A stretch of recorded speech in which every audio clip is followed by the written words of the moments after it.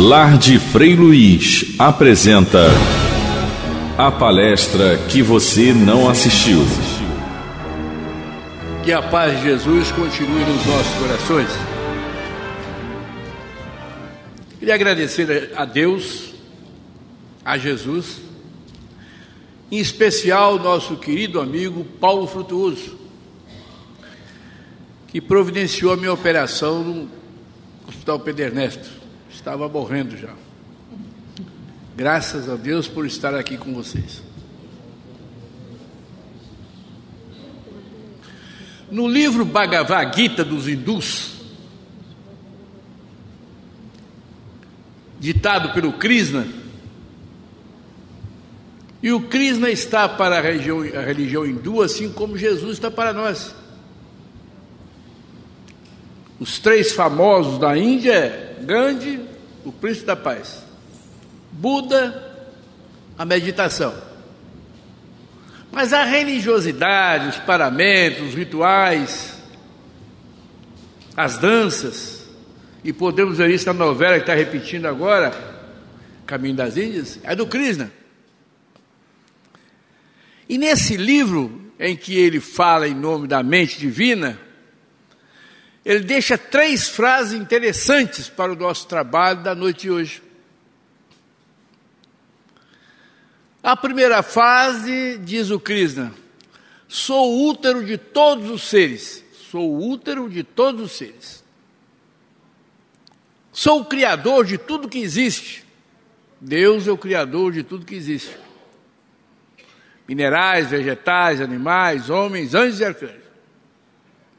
Na segunda frase, o Krishna diz: sou a essência desse universo.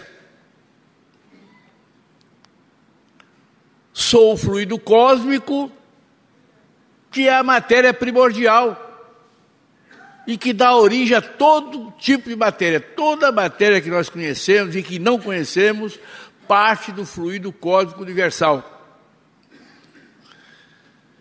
E eu procurei em alguns livros a definição do fluido cósmico universal.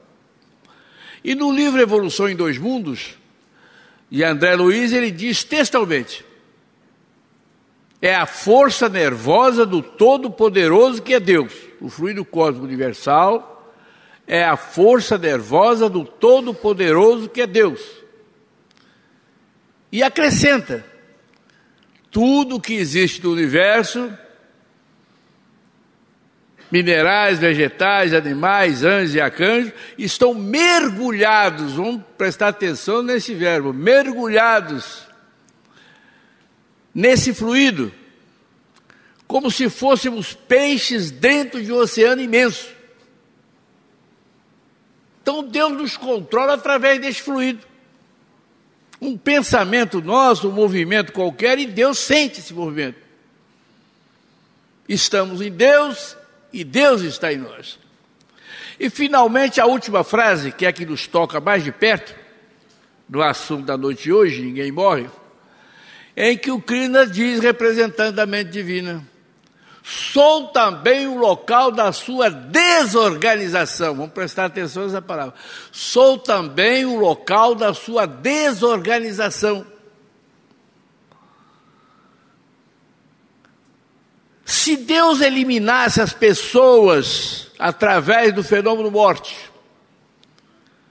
como algumas religiões dizem, e a maioria das pessoas pensam, ele não teria dito que era o local das desorganizações, ele teria dito que era o local da destruição.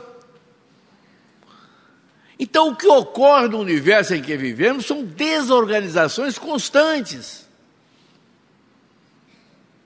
As coisas se desorganizam, as pessoas se desorganizam. Primeiro criança, depois o jovem, depois o adulto, depois o idoso, com características diferentes. Eu já fui muito bonito. Então mudamos a todo momento. As coisas mudam de lugar. Mas na física quântica tem uma palavra interessante que combina com isso. Entropia. O que quer dizer entropia? Tudo tende a se desorganizar no universo.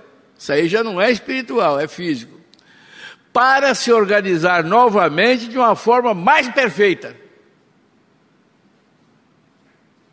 E tinha até uma novela muito brincalhona que tinha um ator que dizia: tudo que nos acontece de ruim é para melhorar. Vocês lembram dessa novela? Interessante. Tudo que nos acontece de ruim é para melhorar. Fiquei 5 meses sofrendo mais do que cachorro em dia de procissão. E agora estou inteiro aqui, graças a Deus, e meu amigo Frutuoso. Eu me desorganizei durante 5 meses e aqui estou organizado novamente para falar para vocês. Mas um sábio francês, Lavoisier, deixou uma frase que também combina. Na natureza nada se perde, tudo se transforma. Então temos uma transformação constante nas nossas vidas, ao nosso redor, tudo. E eu descobri por mim mesmo que essa desorganização é imperativa. E a maior delas é a morte. A morte é uma desorganização. Dentre as centenas de definições sobre a morte, uma delas é a desorganização. A morte é uma desorganização.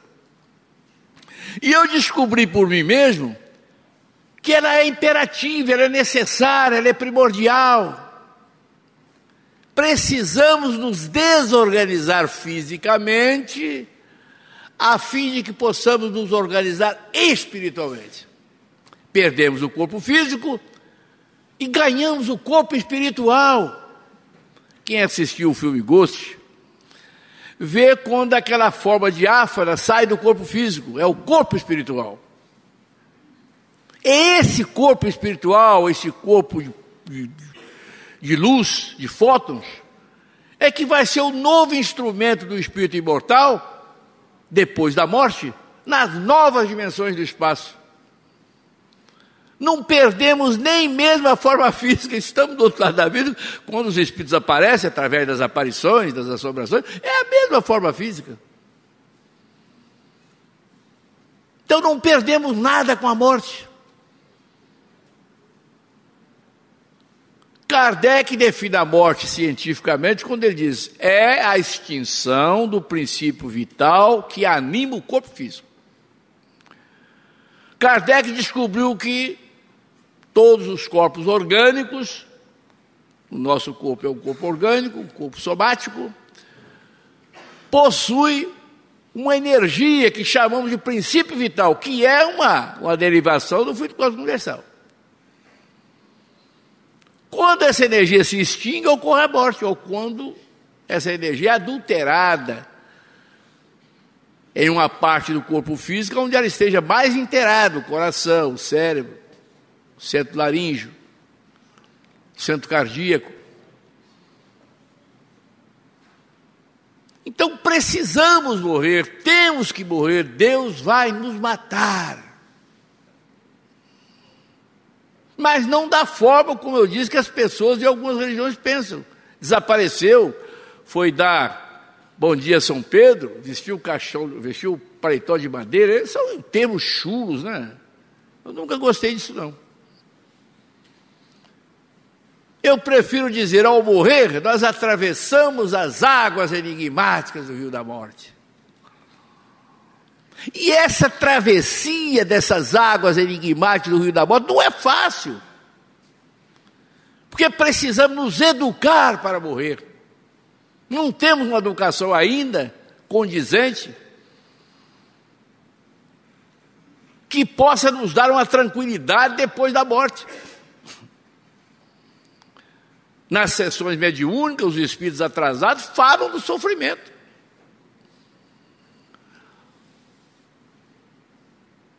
Para aqueles que aqui não cumprem com seus deveres, as suas obrigações humanas, que se encharcam de vícios, desejos e paixões, a vida é terrível do outro lado, o sofrimento é muito grande.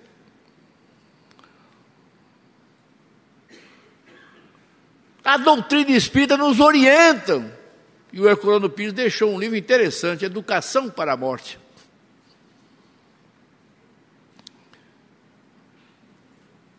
Nós temos um livro interessante, publicado aqui pelo Lar de Frei Luiz, que eu vou autografar, já autografei uns vários agora antes de vir para cá, Brincando com a Morte. Tem duas partes. Na primeira parte tem 213 quadrinhas. Eu fiz em literatura de cordel. E na segunda parte, tudo que o Kardec escreveu sobre a morte nos 5 livros da codificação. Eu tirei do Livro dos Espíritos, do Livro dos Médiuns, do Evangelho segundo o Espiritismo, do Céu e Inferno e da Gênesis, tudo que o Kardec escreveu sobre a morte. E ao publicar esse livro aqui, amorosamente, cedido pelo o nosso amigo Wilson, eu fiz questão de colocar na segunda parte a posição de Kardec. Então não é um livro só de Djalma Santos, é Kardec e de Djalma Santos. Eu conto as minhas quadrinhas e o Kardec reafirma tudo. E a quadrinha que eu mais gosto, que é uma definição, é quando a morte diz para mim, Djalma, eu sou uma estrada deserta, que todos têm que percorrer. Depois de um sono profundo, continuar a viver. É coisa bonita, eu nem acredito que tenha feito isso. Continuamos a viver, essa aqui é a realidade, não morremos. Continuamos a viver. E aí eu começo a brincar com a morte. E ela vai dizendo, sou as lágrimas que vertem na hora da despedida. Eu sou um controle remoto que desliga a TV da vida. Então, por que as pessoas têm tanto medo da morte? Mas não é medo da morte, a pessoa tem medo da responsabilidade, do desconhecido, como foi dito, estava prestando atenção na lição que foi comentada. Temos medo do desconhecido, não estamos preparados para enfrentar o desconhecido. Fiz uma palestra de humildade e amor há mais de 30 anos atrás. Uma senhora estava ao lado da frente, eu vi que ela estava nervosa. Quando terminou, ela pediu para falar comigo. Senhor Djalma, eu estou nervosa porque eu estou preocupada com o que eu vou encontrar do outro lado da vida. Eu disse, a senhora devia se preocupar com o que a senhora vai levar. Mas por quê? Porque não encontramos nada. O outro lado da vida é um espaço. Não tem nada.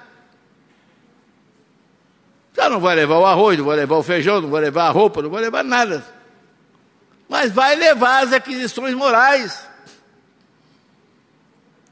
Precisamos termos cuidado com aquilo que vamos levar. E desse cuidado nasceu uma definição minha sobre a morte, até um certo ponto grosseira. A morte é um caminhão que faz mudanças. Eu descobri que a morte é um caminhão, é também, dentre outras definições, um caminhão que faz mudanças. Ainda não tinha sido feito o BRT, eu fui a Madureira, e naquela ponte tinha uns caminhões que ficavam ali do lado da rodovia, com aquelas placas, caminhão, picape, faz-se mudança. Está errado esse verbo aí, hein? É fazem-se mudanças. Essa partícula C é perigosíssima para quem estuda português. Ela leva o verbo para o plural. Até na Barra, que é um bairro de rico, se ela vende-se apartamentos. Não, vendem-se apartamentos. Então eu falei, meu Deus do céu, aí eu vou copiar isso aqui. A morte é um caminhão que faz mudanças. Mas aí vem um dado interessantíssimo. Só faz a mudança. Esse caminhão que é a morte não tem poder nenhum. Ele só faz a mudança. O responsável por essa mudança, por essa travessia, somos nós, o dono da mudança. É muito comum quando mudamos, né, botamos aquelas tralhas, né, guarda-roupa, geladeira, por final vê os vasos de planta que o dono do caminhão não gosta, nada. Então aquelas tralhas todas colocamos no caminhão. Se a mudança for normal, o caminhão vai normal. Mas se tiver uma carga corrosiva, se estivermos transportando elementos corrosivos, gás, gasolina, ferro com aquelas pontiagudo, qualquer coisa que possa levar risco para as pessoas, colocamos uma bandeira vermelha no final da carroceria do caminhão. A morte é a mesma coisa. A felicidade ou infelicidade do outro lado da vida vai depender da carga que vamos colocar em cima desse caminhão que é a morte. Se colocarmos uma carga corrosiva, vamos ter problemas seríssimos do outro lado. E que carga corrosiva é essa? O ódio, o rancor, o ressentimento, a maldade, a crueldade, a perversidade, a mentira, a maledicência. Isso, coisas grandes. Depois vem as pequenas, o mau humor, a implicância, a crítica destrutiva. Então, todas essas mazelas morais que evidenciamos aqui, não podemos levar para outro tempo para resolver isso aqui. Além disso, tem os vícios, né? O álcool, o fumo, o jogo, as drogas. O sofrimento de um drogado do outro lado da vida, eu li um livro, não dá para chorar. Era um jovem, ele procurava, ávido, por aquelas zonas sombrias do umbral, uma boca de fumo. E não encontrava. Até que ele encontra um parceiro encarnado que também fumava maconha e cocaína e se ajustou a ele. Aí ocorre a chamada obsessão.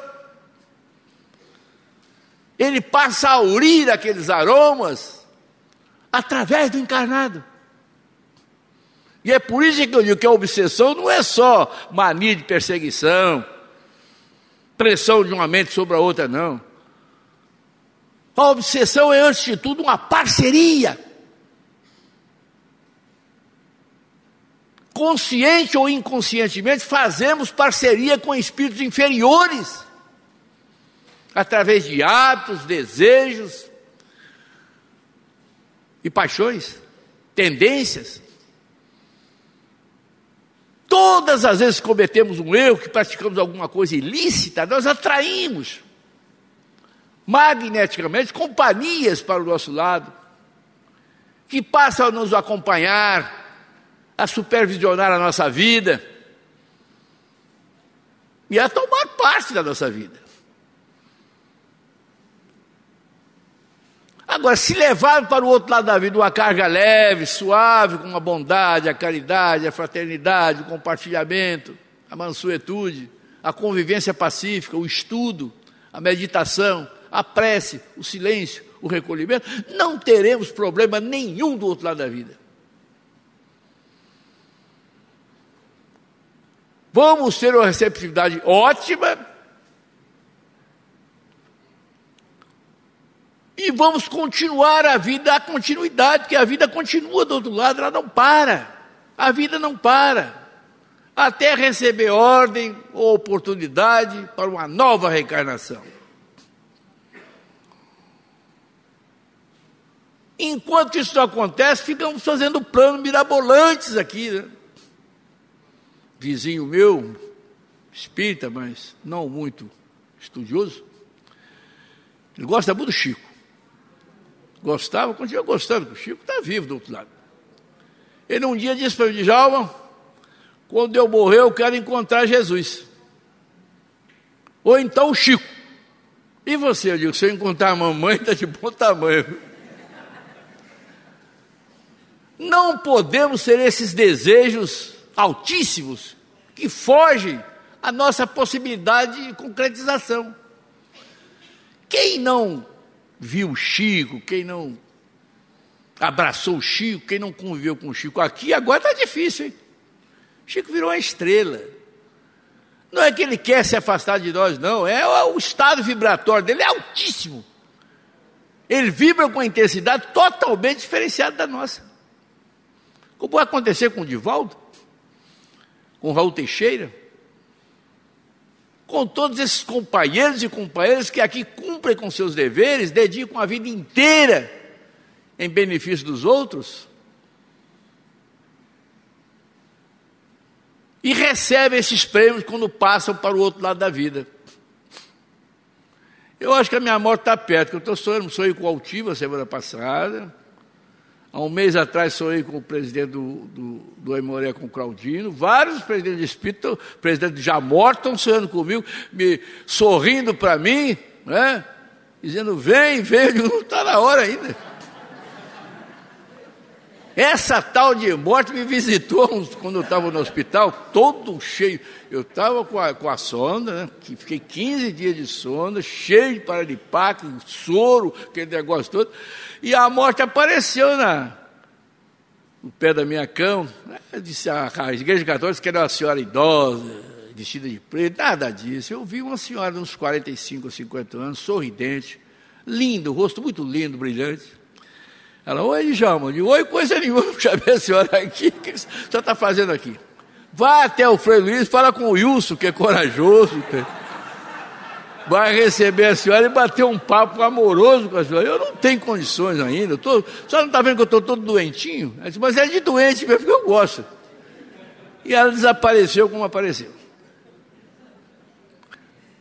Outras pessoas fazem planos para o outro lado da vida, como se fosse possível. Eu, quando passou o filme O Nosso Lar, né, eu tenho o prazer de dizer que eu sou amigo pessoal do diretor desse livro, né, o Assis. Meu Deus do céu, meu grande amigo Assis, fiz muitas palestras no centro da mãe dele aqui em Encantado, me convidou várias vezes, eu não vou, porque eu não tenho condição, eu não sou ator.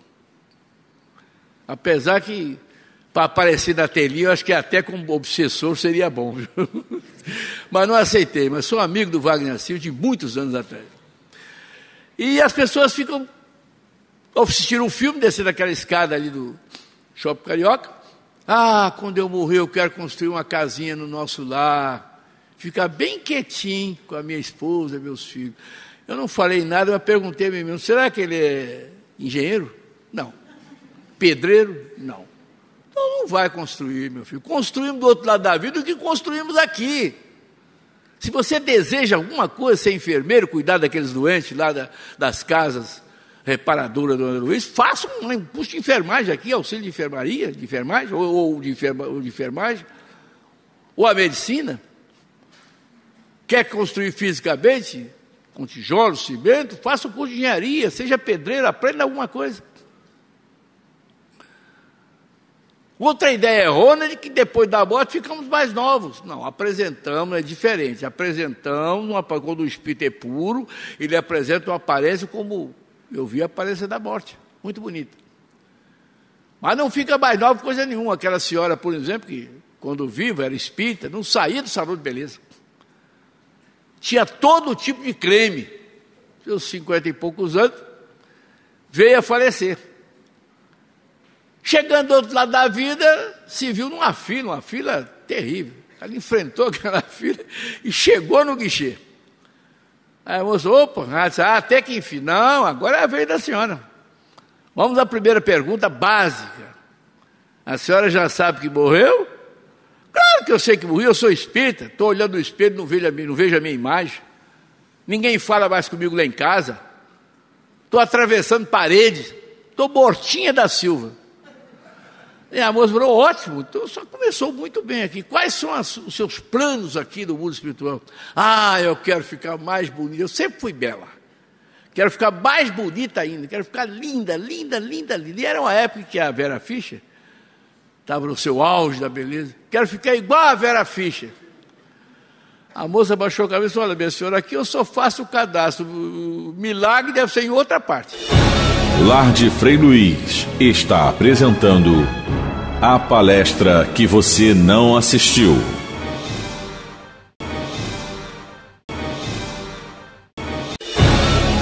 Lar de Frei Luiz volta a apresentar a palestra que você não assistiu. Então nós nos iludimos com muitas coisas, vamos encarar as coisas com seriedade. Vamos iniciar uma educação rígida, impondo a nós mesmos uma educação rígida, não vou mais errar. Ouvi uma palestra uma vez do Malafaia, eu ouço também os evangélicos, então o cara está falando para não rodar, eu ouço um pouquinho. E ele falava sobre a morte, dando pulinho naqueles gritinhos dele. O salário do pecado é a morte. Ele falou várias vezes, umas 10 vezes. E eu sentado na minha cadeira, papai, não, meu filho, o salário do pecado não é a morte. O salário do pecado é o sofrimento, é a dor e a aflição. Todas as vezes que você comete um erro, você assina um termo de responsabilidade para sofrer, para ter dor e ter sofrimento e aflição. A morte não, ela morre, mata quem erra, mata quem não erra. Eu costumo dizer o seguinte, a morte não procura ninguém. Ela não anda aí atrás de ninguém. Ela tem uma agenda. Se você estiver na agenda, meu filho, aí não tem jeito. Como aquele empregado de um sábio grego, na cidade de Atenas. Esse sábio tinha várias fábricas, né? Era muito comum naquela época, os sábios tinham fábricas. Ele contratava muitos trabalhadores, e um deles era um cara forte que tinha vindo da cidade de Atenas, que é a cidade dos fortões, cidade de educação física. E ele gostava muito desse trabalho, porque ele que fazia as compras para o armazém, aquele saco de 60 quilos, ele carregava aquele brincando. Mas ele tinha um medo da morte terrível. Confessava para os amigos, meu Deus do céu, e quando eu for morrer, não sei o que lá mais. E certo dia, o sábio mandou que ele fosse ao armazém fazer umas compras. Ele voltou depois de 1 hora e não comprou nada. Só, o que houve com você, rapaz? Você sempre cumpriu com as suas determinações? Sempre cumpriu minhas ordens? Não comprei porque a morte estava me aguardando na porta do armazém. Ela está lá sentada numa cadeira de balanço me aguardando. Mas você está maluco, rapaz? A morte não existe. E ele então definiu a morte, uma senhora idosa, magra, corcunda, nariz comprido, vestida de preto, com a foice e dorme às costas. Eu vi um livro da Igreja Católica com essa imagem, eu não sei onde tiraram isso, sinceramente, eu fico pensando aonde tiraram isso. E o senhor falou assim, não tem, o negócio é o seguinte, olha, eu não vou ficar um dia mais aqui na cidade de Atenas. A morte está aqui e está querendo me levar. Eu vou voltar para a minha cidade natal, para a cidade de Esparta, e vou terminar os meus dias lá, contar a minha família. Se o senhor me pagar os meus honorários agora, eu vou agora, já era mais ou menos 4 horas da tarde, eu vou andar a noite toda a pé, de manhãzinha, eu estou na cidade de Esparta e nunca mais piso aqui na cidade de Atenas. O sábio não podia fazer nada, fez as contas dele, ele pegou a trouxinha e foi embora. Quando ele foi embora, o sábio falou, agora eu vou lá no armazém e ver que história é essa. Quando ele chega perto do armazém, lá estava a morte, balançando na cadeira, toda tranquila. Ele chegou perto, mas a senhora, dona Morte, não tinha medo de nada. A senhora assustou o meu melhor empregado.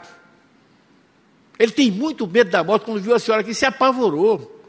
Pediu as contas e voltou para a cidade de Esparta.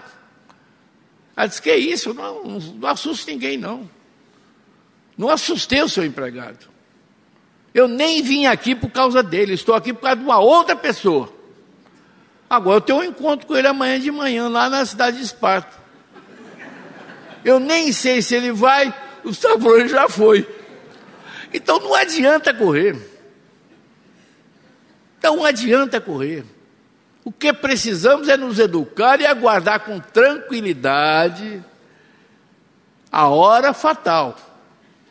E pedir a Deus que, se possível, nos dar um momento tranquilo, quer dizer, uma morte tranquila. Meu sogro morreram o ano retrasado. Os dois morreram de uma maneira maravilhosa. Eu até peço para morrer assim. O meu sogro era costume dele, ele almoçava, tomava café, já idoso, ia para a sala, sentava lá. Cadeira de balanço, esperava a Geni, que é a minha sogra, levar um cafezinho para ele, para depois do almoço. Eu também uso isso, tomo café depois do almoço. Num desses dias, dia da morte dele, ele almoçou, foi para a sala e sentou na poltrona. Quando ela foi levar o café, ele estava morto, com a cabeça debruçada do lado. Não deu trabalho nenhum, não gritou, não chamou, nem nada. A minha sogra passou a morar sozinha, 6 meses depois. E uma filha dele morava em frente, que vinha todo dia tomar café com ela. Certo dia, o dia da morte da Geni, A Monique, que é a filha dela, veio pela manhã tomar café. Bateu na porta, nada. Como ela tinha uma chave cópia, abriu a porta e entrou, viu na cozinha, cadê a Geli? Nada. Foi no quarto, ela estava morta. Morreu dormindo. Outras pessoas morrem violentamente. Através do trânsito, da violência das águas, das armas, do fogo, do suicídio. Não é bom morrer através da violência, esse é outro detalhe da morte. A morte através da violência, ela acarreta desequilíbrio do outro lado da vida. Se você for levar 1 ano para se adaptar, vai levar 10. Porque ocorre uma ruptura muito forte. O espírito é retirado do corpo violentamente. Numa batida de carro, num afogamento, num suicídio. Suicídio pior ainda, porque tem um problema mental terrível. Pode levar décadas e até séculos para a pessoa se recuperar. No meu livro, Brincando com a Morte, que eu vou autografar daqui a pouco, eu coloquei uma quadrilha só para o suicida. Sou valente e poderosa, diz a morte. Só ando de arma em riste, mas confesso abertamente, o suicida me deixa triste. Nem a morte gosta do suicida. Porque realmente é um crime horroroso, terrível. Mas a nossa doutrina, que é a doutrina do Consolador, nos ensina essa necessidade que nós temos de nos educar. Mudando o comportamento, mudando tendências, mudando hábitos, mudando pendores.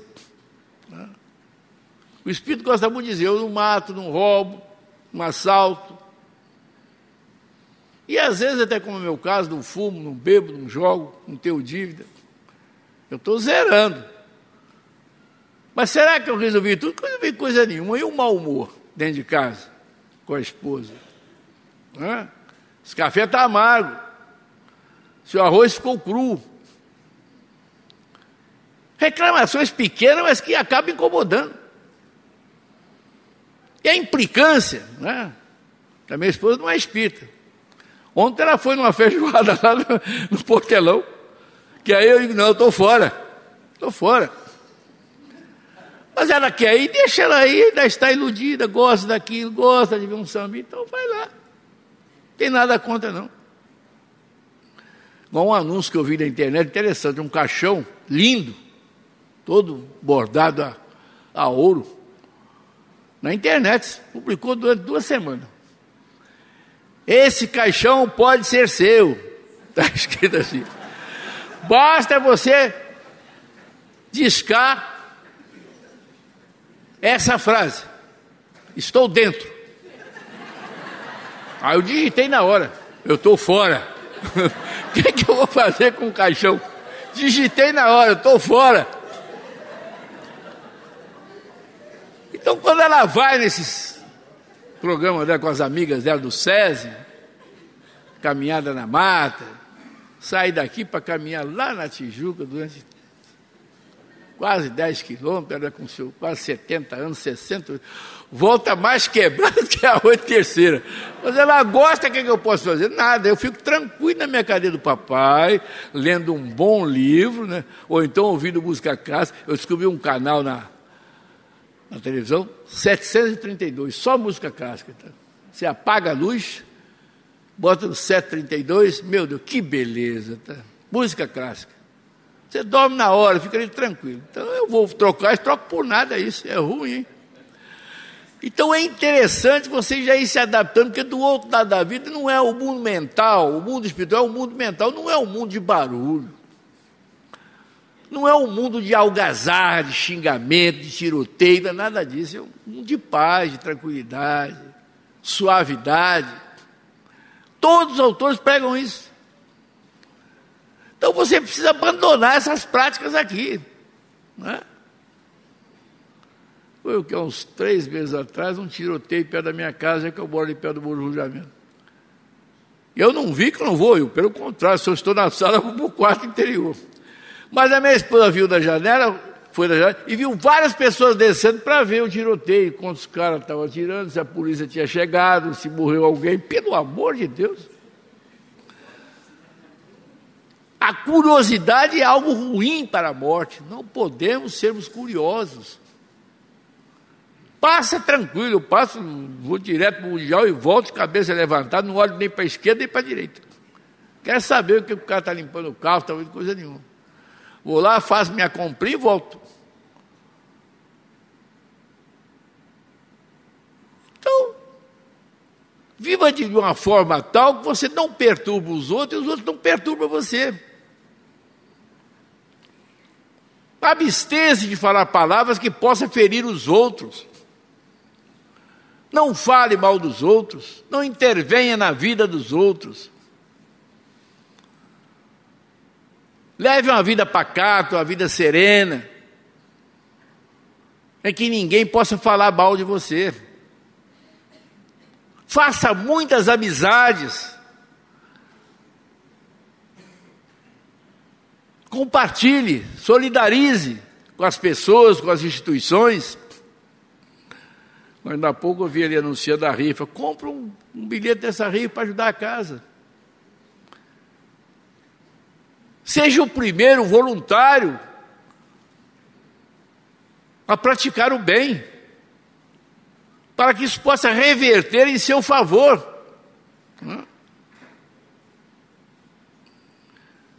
Eu tenho feito tudo para ver se do outro lado da vida eu encontro uma multidão me aguardando. Já contei essa história aqui, não foi mentira, é verdade, não vou contar de novo. Mas todos nós somos aguardados do outro lado da vida, ou com bondade, ou então com palavrões. Essa semana deu na televisão, os ministros supremos foram agredidos com palavras lá na Inglaterra, lá aonde já, hein? Em Nova York. Será que foi à toa? Não estou aqui julgando A, B, C, que eu não tenho nada com isso. Mas, meu Deus do céu, cuidado com o que você fala, cuidado com o que você diz, cuidado com as suas ações, porque elas voam. As nossas palavras voam. A palavra, quando sai da boca, ela não pode mais ser dominada, ela é domínio público. E a resposta do ministro me chocou, fora de brincadeira. Perdeu o mané, quer dizer, um cara com doutorado em ciência jurídica, ministro supremo, usar um termo chulo desse, perdeu o mané. Sinceramente, eu vou te contar, é terrível isso. Você vê pessoas com alto nível intelectual descendo ao chão, rastejando como se fossem répteis. Temos que manter a nossa pose. As pessoas me conhecem onde que eu sou militar, porque eu continuo com pose. Vou morrer em pé, como diz o outro. Todo durinho. O Wilson me olhou, você está bem? Não, eu não estou bem, eu estou em pé. Andando. Eu não perco a pose. É interessante isso. Você se apresentar bem diante dos outros. Não dar oportunidade para falar mal de você. O Paulo diz isso. Zele pelo seu comportamento, diz o apóstolo Paulo, diante dos outros. Para que ninguém possa falar mal de você. Não entre em querengas, discussões estéreis que não levam a nada. Passei todo esse momento político, não discuti um segundo com ninguém. Nem de um lado, nem do outro. Mas posso dar minha opinião, não gosto de nenhum dos dois. A minha opinião, eu não gosto de nenhum dos dois. Mas não deu opinião nenhuma. Mesmo porque eu não estou votando mais. Deixa que as pessoas se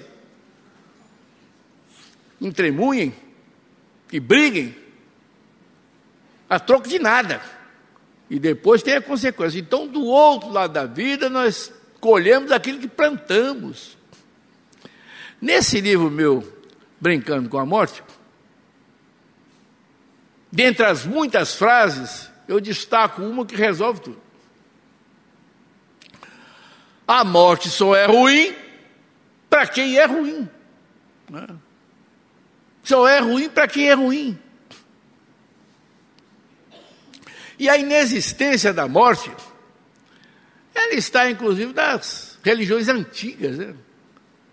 Eu li o Livro dos Mortos, li Bhagavad Gita dos hindus, Teosofia de Blavatsky, o Evangelho, eu conheço a Bíblia de cor, o Velho e o Novo Testamento, e li a mitologia grega.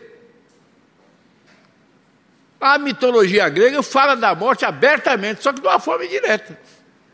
Lá tem aquelas lendas, né?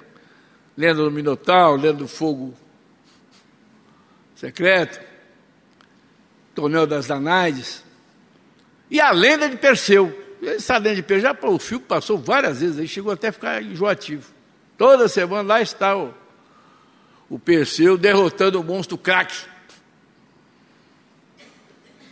De acordo com a lenda grega, Perseu é um príncipe que foi destronado, ainda bebê. A babá, o irmão do pai dele, matou a família real todinha e queria matar o garoto. Aí a babá levou para uma mata onde tinha uma feiticeira, entregou o garoto para a feiticeira criou o Perseu. E mandou um recado para o rei, que quando ele completasse a maioridade, ele ia tomar o poder e casar com a filha do rei. História muito bonita.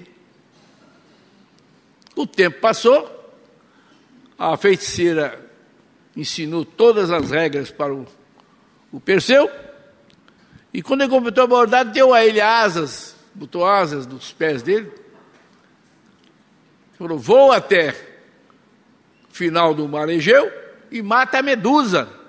Medusa era aquela mulher cujos cabelos eram cobras, quem olhasse para ela se transformava em pedra.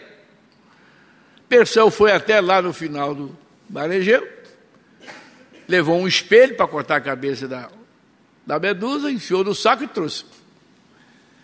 E enquanto isso, o rei que tomara conhecimento que tinha completado a maioridade, armou o seu exército, amarrou a filha dele numa pedra diante de uma gruta, e dentro da gruta estava o monstro Traque, um dragão que vomitava fogo, tamanho descomunal. Perseu chega, né, e vai até onde é que está a princesa. E o rei manda soltar o monstro Traque. O monstro Traque sai da toca e o Perseu tira a cabeça da Medusa de dentro do saco e mostra para o monstro Traque. Quando o monstro Traque vê a cabeça da Medusa, ele se petrifica. Perseu desamarra a princesa e o povo toma o poder, exatamente como a feiticeira havia comentado. Não necessitando mais da cabeça da Medusa, aí vem a parte da morte. Perseu lança a cabeça da Medusa nas águas do mar Egeu. Quando a cabeça da Medusa toca as águas geladas do mar Egeu, houve-se um estrondo e um clarão. Desse estrondo e desse clarão, surge o cavalo Pégaso, que voa para o infinito.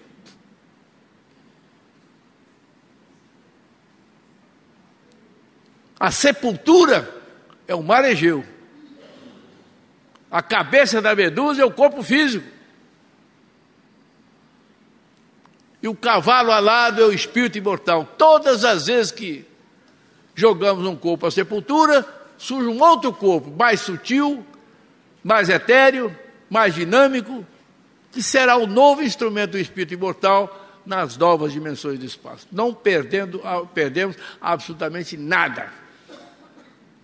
Na medida em que vamos nos preparando para morrer, nos educando para morrer, nós estamos exatamente ajeitando a nossa estadia do outro lado da vida, preparando alguma coisa do outro lado da vida.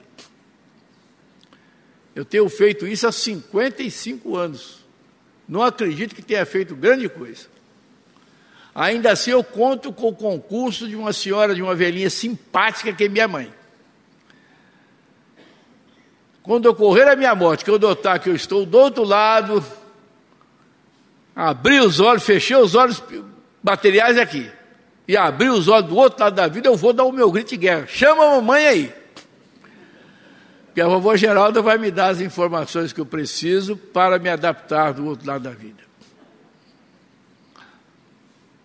Eram dois rapazes, amigos, que cresceram juntos, fizeram primário, ginásio, científico, jogavam futebol juntos e gostavam de balada, de samba, bebida, andavam armados.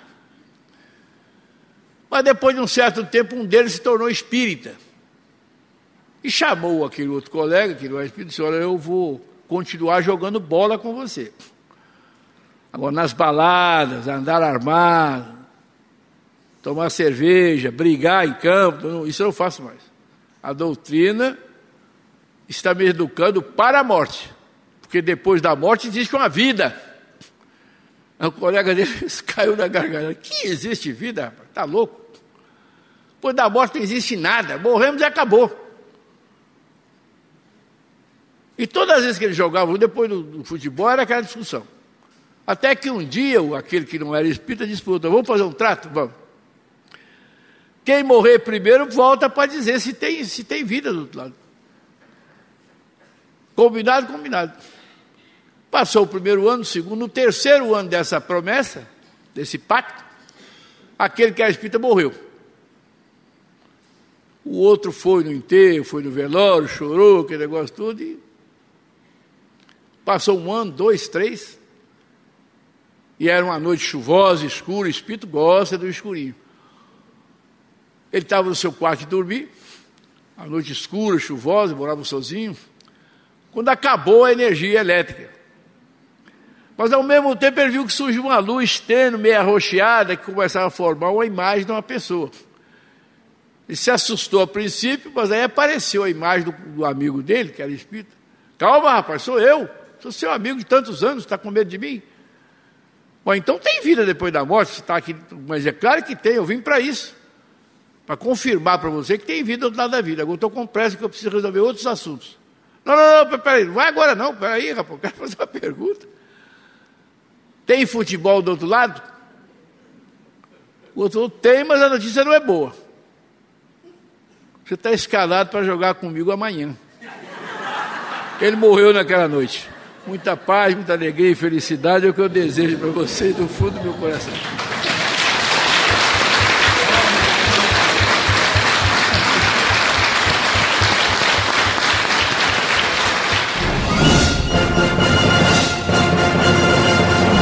Lar de Frei Luiz apresentou a palestra que você não assistiu.